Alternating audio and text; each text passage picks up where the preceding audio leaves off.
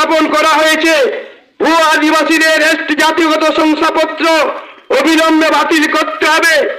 আদিবাসীদের তুলনায় আর্থিক, সামাজিক, শিক্ষাগত, রাজনৈতিকভাবে উন্নত ও আদিবাসী কুর্মী ও কুর্মী মাহাতো সম্প্রদায় সহ কোন আদিবাসী সম্প্রদায়কে এসটি তালিকায় অন্তর্ভুক্ত করা যাবে না। কাল্পনিক চরিত্র রঘুনাথ মাহাতো ও চানকু মাহাতোকে কোনোভাবেই চুয়ার বিদ্রোহ ও সাঁওতাল বিদ্রোহের নায়ক বা শহীদ হিসাবে স্বীকৃতি দেওয়া যাবে না।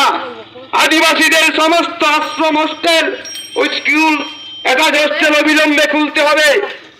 বনাধিকার আইন 2006 অনুযায়ী জল জঙ্গল জমির অধিকার আদিবাসীদের হাতে তুলে দিতে হবে। প্রিভেনশন অফ অ্যাট্রোসিটি অ্যাক্ট 1989 এর যথাযথ প্রয়োগ করতে হবে।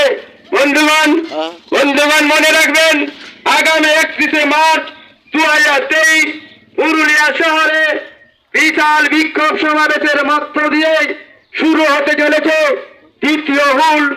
ডাক দেওয়া হয়েছে উলগুলান। শুরু হতে চলেছে দ্বিতীয় হুল, ডাক দেওয়া হয়েছে উলগুলান। উক্ত সমাবেশে সমস্ত আদিবাসী প্রেমী ভাই বোন উক্ত সমাবেশে অংশগ্রহণের মাধ্যমে বিক্ষোভ সমাবেশকে সাফল্যমণ্ডিত করার জন্য অনুরোধ জানায়।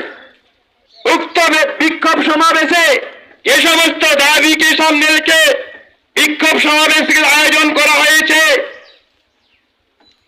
দাবিগুলি হল নিম্নরূপ: ভূ আদিবাসীদের এসটি জাতিগত শংসাপত্র অবিলম্বে বাতিল করতে হবে। আদিবাসীদের তুলনায় আর্থিক ও সামাজিক, শিক্ষাগত, রাজনৈতিকভাবে উন্নত ও আদিবাসী কুর্মী ও কুর্মী মাহাতো সম্প্রদায় সহ কোন আদিবাসী সম্প্রদায়কে এসটি তালিকায় অন্তর্ভুক্ত করা যাবে না। কাল্পনিক চরিত্র রঘুনাথ মাহাতো ও চানকু মাহাতোকে কোনোভাবেই